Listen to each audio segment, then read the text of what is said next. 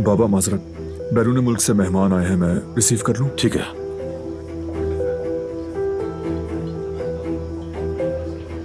कदर खातून, इधर आइएगा।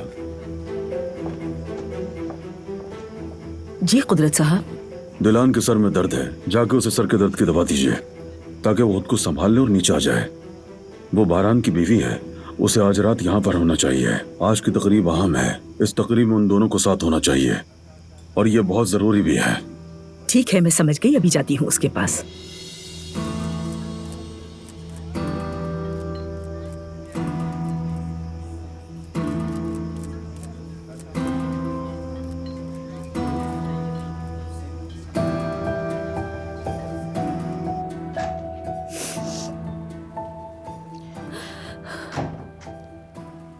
अम्मी, सब खैरियत है ना?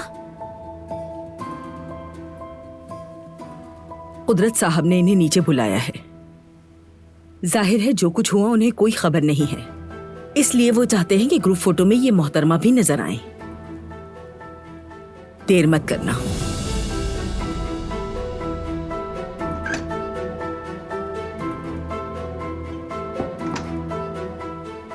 आप नीचे आएंगी क्या? नहीं मालूम, मुझे जाना चाहिए।